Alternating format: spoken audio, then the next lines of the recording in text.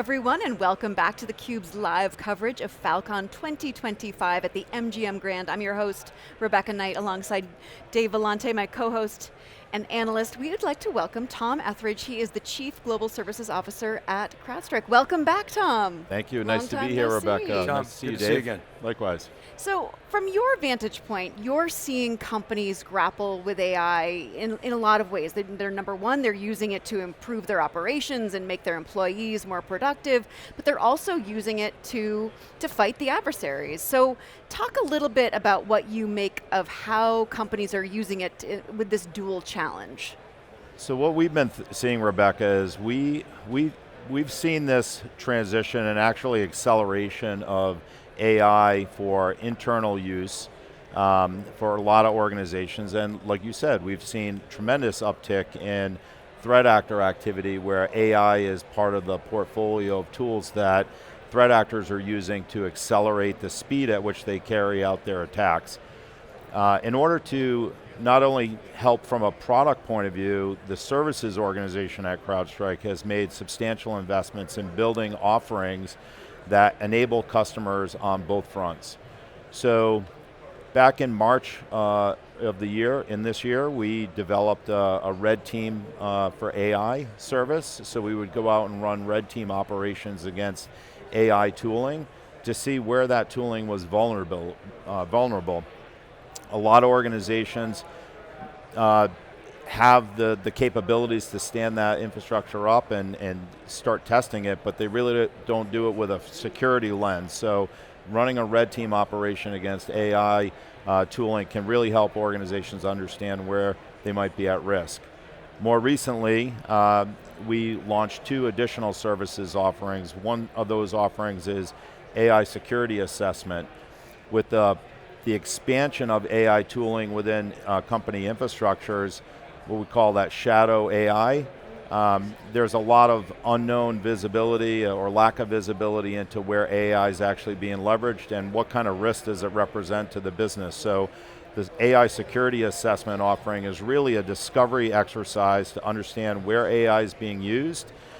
We look at the models that are being used, and then we provide crisp recommendations around how to optimize, improve, and reduce the security risk associated with AI tooling. The last offering is AI for SecOps readiness. So it's really going back into the protectors, the defenders, and working with those organizations to help them understand what are the key, most valuable use cases they can use to automate and use AI to improve their overall capabilities to detect and respond to incidents. So those 3 offerings combined really are starting to get momentum within our customer base. And these are for pay services, correct? Absolutely. Okay, and so red teaming, explain that a little bit. That's when you basically simulate an adversary and you try to identify weak spots. Do you ever get customers, you know when the stock market really drops badly, you don't even want to look. Do you ever get customers saying, I don't want to look, but you got to force them to. But that's it, you started there, now you're evolving into these higher value add services. I wonder if you could sort of explain that evolution, and then where do you leave off and where do your sort of GSI partners pick up? That's a great question. So absolutely, I think our intent around red teaming and some of the assessment offerings is to really scope out for a customer how big of a problem do they have. Mentioned shadow AI. A lot of organizations, there's a bottoms-up swell of interest in AI as well as a top-down push to drive automation and efficiencies within the business. So that top-down push and the bottom-up push creates this sprawl of AI usage that a lot of security and IT teams don't really have great visibility into. And as it's being used, this is not just about tooling, it's about data. You've heard George Kurtz talk about that this week at his keynote. Like, a lot of this is about the data that is feeding and training these AI models. And that's coming from across the business, and in some cases, some of that data is very, very sensitive. So running red team operations really helps kind of understand what data is feeding these models. Is it sensitive data? How are we insulating and protecting that information as we're building out our AI tool structure? So you keep mentioning shadow AI. I'd love for you to talk a little bit about what that looks like in practice and what you're discovering when you go into these environments. So, as I said, I think a lot of times we'll go in and run a security assessment for AI, and we will uncover usage of AI that the IT and security teams were previously unaware of, and we actually can. A great example would be we could run some, input into the AI model that is faulty to train the model on doing something that maybe the agent wasn't really intended to do. An example might be approve a zero interest loan for a multi-million-dollar, loan application. That's something that I would assume an organization wouldn't want their AI systems to be able to spit out. So we really focus on getting organizations to understand how the AI models are structured, what kind of controls they have in place, how are they governing their AI tooling, and then how are they making sure that it isn't being misused by threat actors potentially. So there's as somebody who's been in the service business and understands sort of the economics of it, there's a change going on, a discussion. I'm talking broadly. I mean, CrowdStrike's different because it's sort of a new business line for you, so it's nothing but upside. But when even the folks at Deloitte we were talking to, it's a human-centric business. You talk to the IBM consulting folks and the Accentures of the world and Wipros, all the India consulting firms. They'll say there's this interesting dynamic where potentially there's a revenue pressure because AI is sort of automating a lot of this, but the margin opportunity is greater. As an observer of this industry for a long time, how do you see that playing out? Or is it just sort of AI services are going to be such a big opportunity and big TAM that can continue to grow at sort of historical rates? So I'll tell you how I think about it, and I think our leadership team at CrowdStrike thinks about it this way as well. And I'm passionate about this because it's an important fact that I think gets lost on all the talk around the technology. The value of AI is really in the training and enablement of these models, and that requires really skilled, talented people. George mentioned a couple of times in his keynote, as did Mike, a lot of what we're doing from an AI perspective within our own technology is driven in large part by the expertise of our intelligence team, the capabilities and skill set of our Falcon Complete organization that's monitoring, detecting, preventing, and actually remediating customer environments in real time. The excellent work of our professional services organization that's doing in excess of 1,000 breaches a year that we're responding to. So that expertise really is helping build and feed these models. And the models can get stale after a while if they're not continuously fed. So the thought process around reduction or cost savings, I do agree that with efficiency, with expertise is going to come, with the models being as efficient and driving faster value for the process that they're supporting, there are going to be cost savings and efficiencies, but you absolutely need skills and experience to continue to train and enable these models. And the conversation we're having right now about AI, that was not the conversation we had last year. So the threat landscape evolves faster than a lot of organizations are able to keep up. Without that expertise feeding those models, I think they get stale pretty quickly and the cost savings and the efficiencies go down. The way I talk to my team about it in the services organization is the more efficient we get by leveraging AI, the more customers we're able to support. And that gives us the ability to scale and touch and support a lot more of our client base, and I think that's how the GSIs are looking at it as well. We have a lot of great collaborative conversations about being able to scale and impact a lot more people at scale by leveraging the capabilities of these AI tools. And we've kind of seen it over the history of the services industry. Remember the BPM craze, the whole, putting in ERP, and it was a boon for a lot of these consultancies, and everybody kind of predicted, that they're all in big trouble, but then something else comes along, whether it's cloud or big data or now security. So that continues. So, as a product company, CrowdStrike's a product company, a platform company. I mean, it's a technology company. It's not a services company, right? So, that's always an interesting balance, right? So Always. You're a services person inside of what I'm calling a product company, but product platform company. How do you strike that balance again within the company and with your partners? So I think number one, we have a tremendous partner ecosystem that we collaborate with day in and day out. And in the last year plus, since our last conversation, the amount of growth we have within our partner ecosystem's been almost double what we did last year in terms of subcontracted work that we do with partners, in terms of building programs to support partner-delivered services for our client base. You're subbing them, or they're subbing you, or both? Both. But we implemented a partner-delivered IR program, so for small down-market customers where we might be at capacity, we have the ability to leverage third-party authorized, trained, and enabled partners to deliver services under our advisory capabilities for our customers. So it gives us the ability to scale. They use our tooling. They follow a lot of our policies and protocols for how we expect the incident response engagement to work.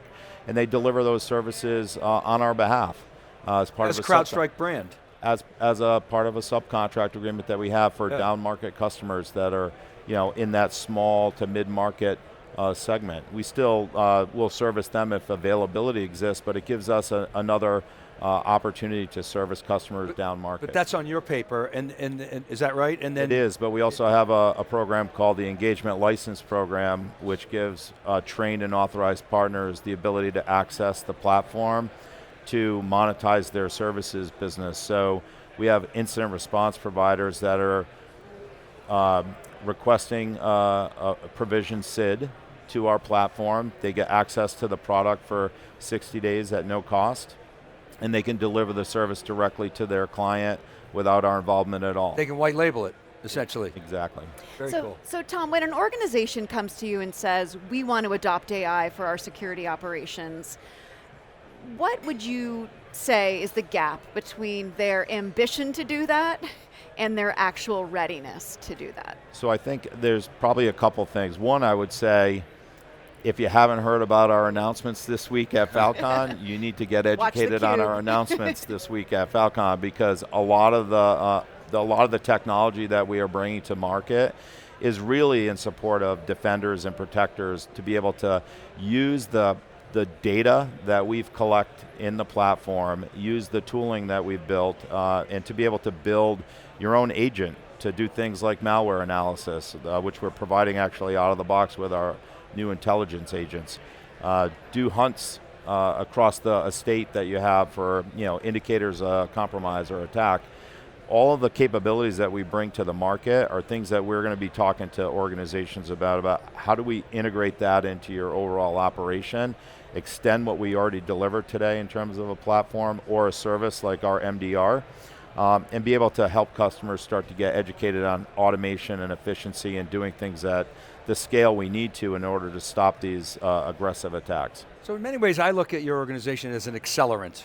And so one of the things Rebecca and I have been talking about this week is, the practitioners here are going to go back to their organizations and they're going to say, wow, I saw some really cool stuff. There's this future, the agentic SOC, we got to lean in. And then, it's going to bubble up. It's got to go to the CFO. He or she's they got to make a business case. Well, these assets are still on the balance sheet. They're not depreciated yet. We've got all these processes. You know what I'm talking about, right? Yep.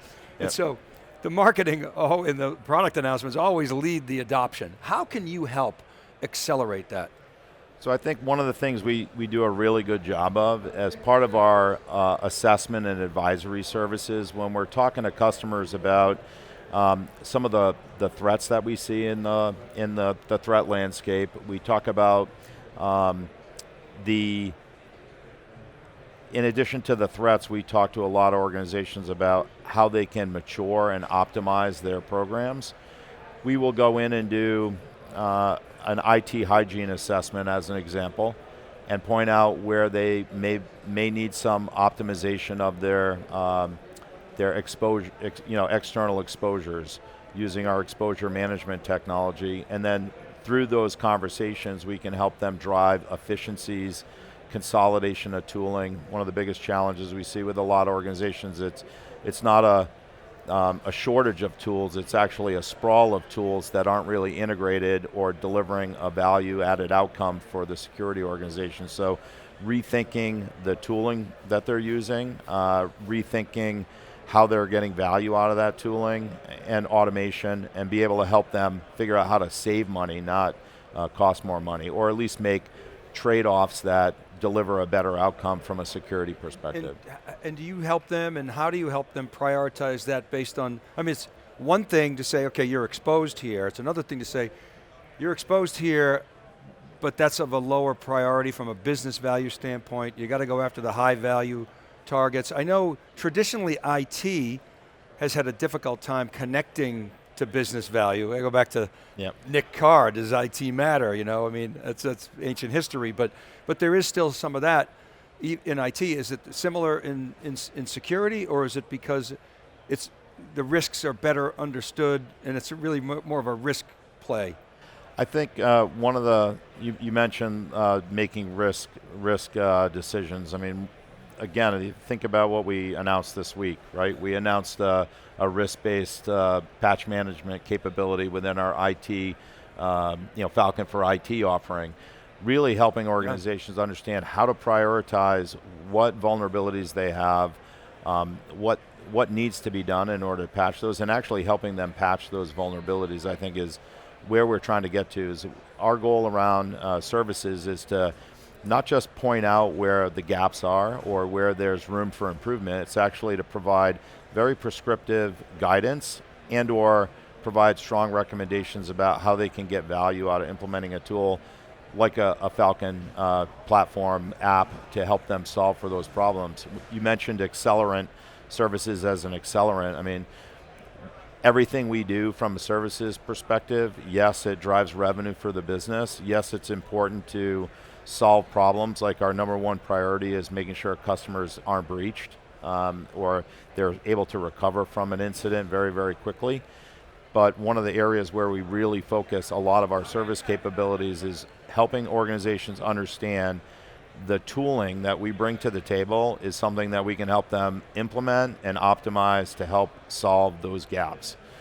Speed being one of them, visibility being another one, and then being able to kind of take action as quick as the threats are evolving in their environment, because that's one of the biggest reasons why we stood up our managed detection and response business. One last, if I may. Yeah. One of the typical news cycle, right? The journalists talk about, sorry, Rebecca's a journalist. You know how journalists are, they're always looking for the negative. The worst. But, right? But we love you. But there's a discussion around quantum ready. I think somebody in one of the keynotes mentioned it, but I was talking to a CEO of a cybersecurity company. He said, the adversaries, they don't need quantum. They're doing fine just without it. But which I thought was kind of clever. But is the fear of quantum overblown? Do you have a perspective on that? Does it come up with your clients at all, or is it just like they're putting out fires daily? Yeah, they really can't worry about this at this point. I think people are thinking about it, but they're thinking about it, a couple of years out. I think you're absolutely spot on. Like, the threats of today are real. Mike mentioned this in his keynote this morning. Sure did. The AI is here. Like, the threat actors are leveraging it for social engineering, for reconnaissance, for deepfake videos, for social engineering capabilities, and they are really, really getting adept at it. And it is really difficult for defenders to be able to detect and stop that activity at the speed that they need to. So a lot of the announcements that we made this week, a lot of the services offerings that we continue to bring to the market are really designed to kind of help organizations get in front of this problem and or at least keep pace with the growth of this problem. Excellent. A great note to end on. Tom, thank you so much for coming on theCUBE again. Thanks, Rebecca. Thanks, Tom. Dave. Great to Appreciate see it. you. I'm Rebecca Knight for Dave Vellante. Stay tuned for more of theCUBE's live coverage of Fal.Con 2025. You're watching theCUBE, the leader in enterprise tech news and analysis.